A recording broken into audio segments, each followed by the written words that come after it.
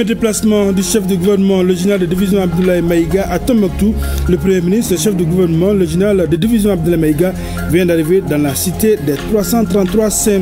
À Tombouctou, le Premier ministre a procédé au lancement d'une série d'activités dans le domaine socio-économique, sanitaire et culturel.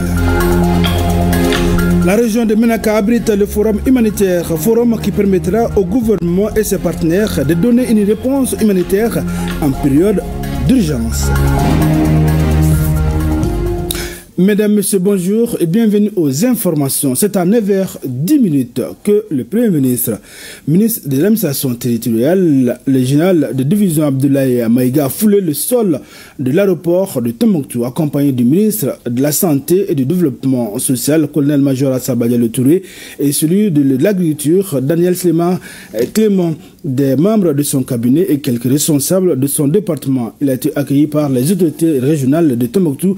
Après l'aéroport, les forces vives de la région l'ont accueilli avec tous les honneurs à la place de l'indépendance. Acte 1 de cette visite est consacré à la visite aux notabilités. Ensuite, il a procédé à la pose de la première pierre du vestibule situé au centre-ville en face de la place de l'indépendance. Voilà. L'arrivée donc du Premier ministre à Tombouctou.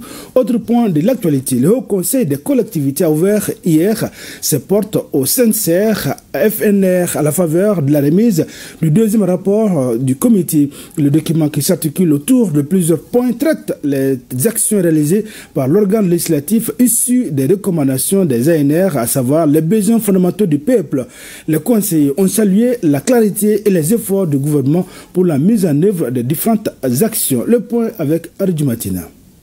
Le comité indépendant de suivi et évaluation des recommandations des forums nationaux de la refondation sincère FNR au Conseil des collectivités. L'institution qui incarne la masse rurale envisagée reçoit ainsi le deuxième rapport du comité. Au Conseil des collectivités territoriales, il est tout à fait normal de penser que vous constituez à présent un mode d'expression collectif qui garde ses attaches avec ses origines historiques. Qui plus que vous peut expliquer aux structures sociales traditionnelles le bien fondé de ces réformes entreprises ainsi que leur incidence politique, économique et sociale.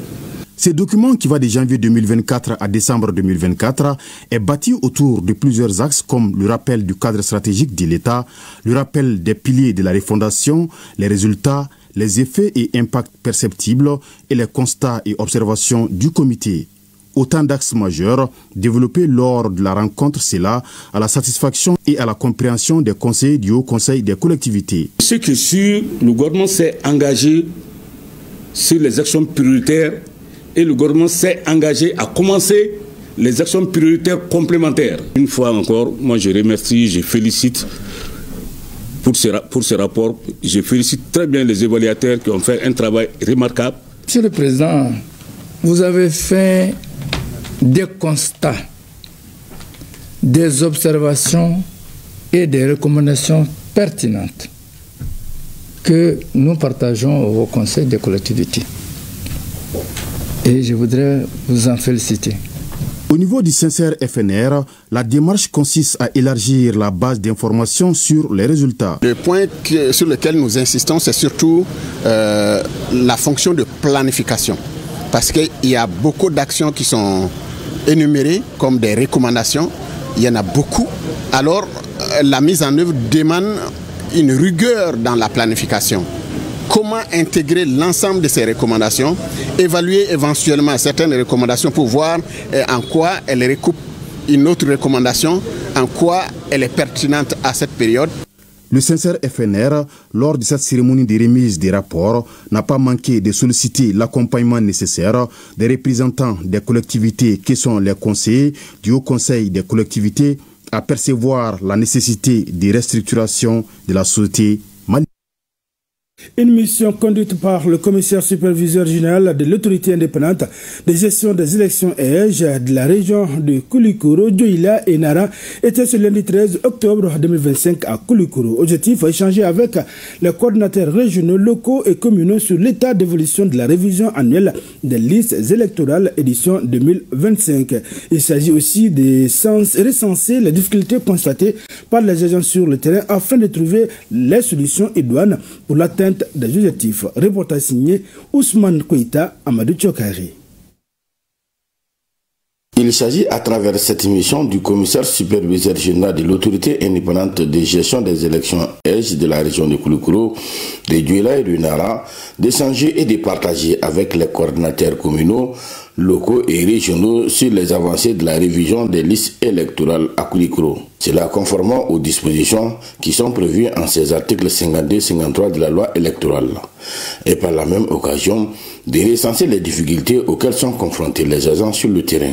Et conformément à la même loi électorale, dans son article 4, il est dit que l'EJ doit faire le suivi et la supervision de la révision annuelle des listes électorales. Et c'est pour cette raison que nous sommes là pour voir la commission, comment est-ce qu'elle travaille, quand bien même que ces travaux-là sont dirigés sous l'autorité du ministère de l'administration territoriale et de la décentralisation. Donc l'EJ, dans ses prérogatives, nous sommes chargés du suivi et de la supervision. Un panel avec les acteurs clés de l'autorité indépendante de gestion des élections de la région de Koulikoro a constitué la première étape de cette mission de supervision des travaux de révision des listes électorales 2025 en deuxième région. Ensuite, la mission s'est rendue à la mairie de la commune urbaine de Koulikoro où siège l'équipe de révision. Ici, les travaux vont bon train. Au regard de ce que nous venons de voir, nous avons constaté qu'effectivement, il y a l'effectivité de la commission administrative.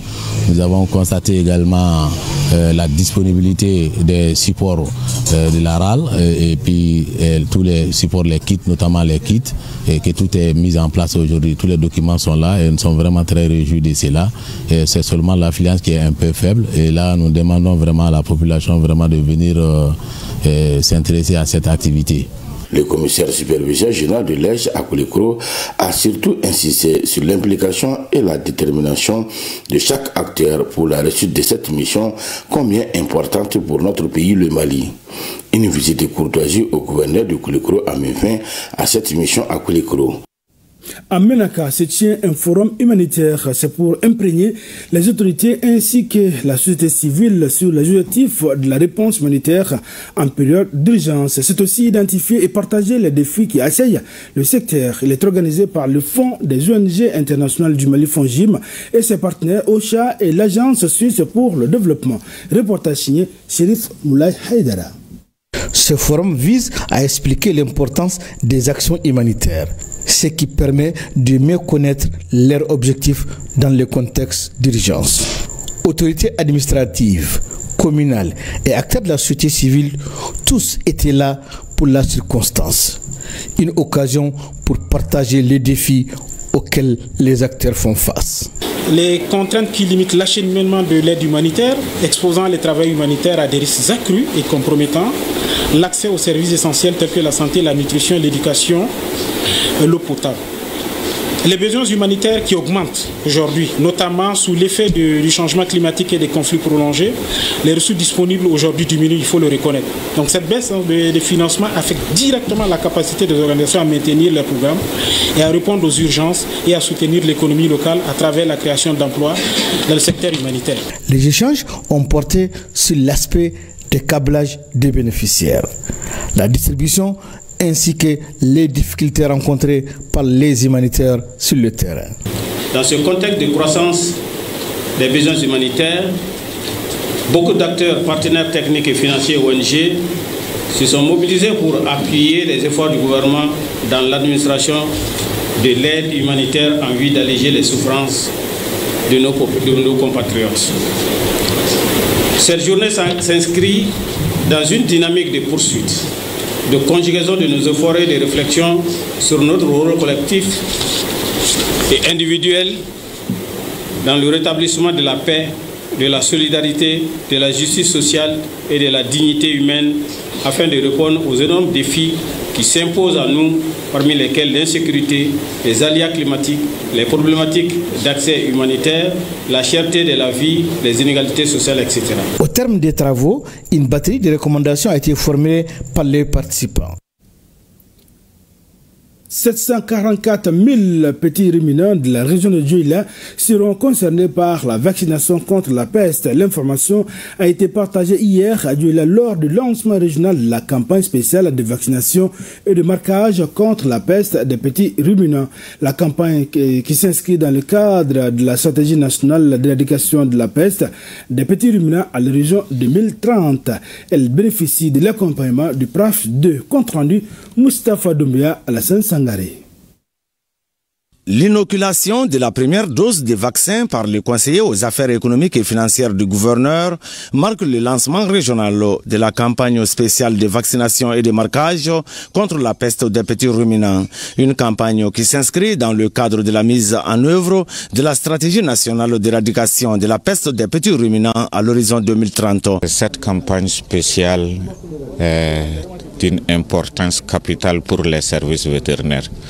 Pour qui connaît la taille du cheptel national qui est évalué à environ 55 millions de petits ruminants et la contribution de ce cheptel dans l'économie nationale. Les estimations nous disent que l'élevage contribue pour plus de 13% au PIB national et constitue 20% des moyens de subsistance des populations rurales. Le lancement de la campagne est suivi d'une formation des vaccinateurs sur le marquage des petits ruminants et les systèmes de collecte des données. L'initiative bénéficie de l'accompagnement du PRAPS 2, projet régional d'appui au pastoralisme au Sahel. Former les agents pour le marquage des petits ruminants. Après vaccination, il faut marquer pour ne pas faire des doublons. Ensuite, on doit sensibiliser et informer les éleveurs. La peste des petits ruminants demeure aujourd'hui l'une des principales menaces pour l'élevage ovin et caprin. Cette maladie virale, hautement contagieuse, provoque des pertes économiques considérables et fragilise les moyens de subsistance des éleveurs, met en péril la sécurité alimentaire dans nos zones rurales. La campagne spéciale de vaccination et de marquage contre la peste des petits ruminants cible 15 millions de têtes, dont plus de 744 000 dans la région de Dioula. Mois de la solidarité et de la lutte contre l'exclusion, les activités ont été lancées à Nara et à Taoudeni. À Taoudeni, en plus de la visite aux personnes âgées, les autorités régionales ont invité chaque citoyen à faire de la solidarité un geste quotidien. À Nara, c'est Tidiane Djekfaga qui est le parrain régional du mois. On en sait plus avec Foussini Samake depuis Taoudeni et Idrissa Keïta depuis Nara. À Nara, c'est dans une atmosphère empreinte de fraternité que les autorités régionales ont lancé les activités de la 30e édition du mois de la solidarité et de la lutte contre l'exclusion. Le thème retenu pour la 30e édition est Solidarité dans la diversité culturelle, base d'une société inclusive. Le choix de ce thème s'explique par le fait que l'année 2025 a été déclarée par son Excellence le général d'armée Assimi Goïta, année de la culture. La célébration du mois de la solidarité est un moment privilégié dans notre pays pour rappeler à la génération la nécessité de préserver cette valeur cardinale. Durant chaque semaine de cette campagne, on met en lumière une couche sociale spécifique. Population de Nara, la solidarité ne doit pas être un simple slogan. Elle doit se vivre chaque jour dans nos familles, nos villages et nos quartiers. C'est à travers ces actes quotidiens que nous bâtirons une société plus inclusive, équitable et résiliente. Le gouverneur s'est aussi rendu chez les 6 personnes les plus âgées de la région, notamment Tata Traoré, 108 ans, Koudeja Souko, 100 ans, Gundo Goïta, 95 ans, Binta Mama Soumaré, 94 ans, Bandjuko Koulibaly, 92 ans, Kertazou Makadji, 91 ans. Ces personnes du 3e âge reçoivent des cadeaux des mains du gouverneur. Elles formulent des vœux pour le retour de la paix au Mali. Dans la région de Taoudéni, les activités du mois de la solidarité ont commencé par des visites aux personnes âgées de la région, notamment Mohamed Ould Ali Arbi, âgé de 88 ans, originaire de Arawan. En recevant son présent, il a formulé des vœux pour un Mali apaisé. Je suis très marqué par le fait que je sois parmi les bénéficiaires de cette activité. À chaque prière que je fais, j'ai toujours pensé à prier pour l'ensemble de la patrie. Ensuite, la délégation s'est rendue chez Nana Mint Sidi Ali, âgé de 95 ans, suivi de Kelsoum Mint Sidina, 108 ans, et de Fadi Walet Moha, 79 ans. Je prie le bon Dieu pour que la paix revienne au pays et que tout aille dans le bon sens. Le parrain et les responsables régionaux ont invité chaque Malien à faire de la solidarité un geste quotidien. Dans chaque activité qui doit être menée, chacun de nous a sa contribution et sa manière de contribuer. Ça a été dit de part et d'autre. C'est le mois de la solidarité et chacun de nous doit concourir, c'est-à-dire que contribuer à sa manière, et c'est ce que je suis en train de faire pour inciter d'autres à prendre le même chemin, la même direction et de faire en sorte que nous restions soudés, solidaires les uns envers les autres. Comme le souhaitent les plus hautes autorités de notre pays, d'être toujours solidaires, rester solidaires auprès des personnes âgées, des personnes vulnérables qui doivent bénéficier de toute notre marque d'attention et de considération et surtout de solidarité. Selon les initiateurs, d'autres activités comme la distribution de dons, la consultation médicale et la prise en charge gratuite. Les actions civilo-militaires se poursuivent dans plusieurs localités du centre du pays. Après Kouakourou, l'état-major général des armées à travers secteur 4 de l'opération Doukoloko vient de remettre un don composé de vivres aux habitants de Bambara Maoudé. Une action qui vise à renforcer la cohésion entre les femmes et la population. Commentaire signé Suleiman Sidibé. À Bambara Maoudé, dans le secteur 4 de l'opération Doukoloko, les forces armées maliennes ont procédé à une remise des vivres au profit des habitants de la localité. Une action fort impact social qui traduit l'engagement constant des femmes à soutenir les populations dans leurs besoins essentiels tout en consolidant le lien de confiance entre l'armée et les civils. Ces gestes humanitaires s'inscrivent dans le cadre des actions civilo-militaires menées par les femmes visant à renforcer la confiance et la solidarité entre les forces de défense et les populations. Cela s'inscrit pleinement dans le cadre du renforcement de la cohésion et des liens armée-nation. C'est avec une profonde émotion et un grand respect que nous avions effectué ce don, proposer 1,5 tonne de riz et puis au profit des femmes démunies de la communauté.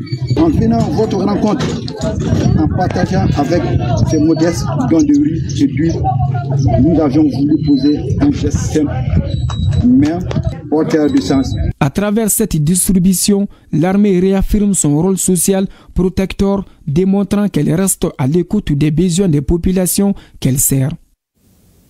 Un reportage signé Suleiman Sidibé. Le complexe scolaire Abel Ouattara, à travers la fondation Abel Ouattara, vient de mettre à la disposition du CAP de Kati un important lot de matériel scolaire. Le geste vise à contribuer à l'amélioration des conditions d'apprentissage dans les écoles en situation difficile. Mariam Koulibaly.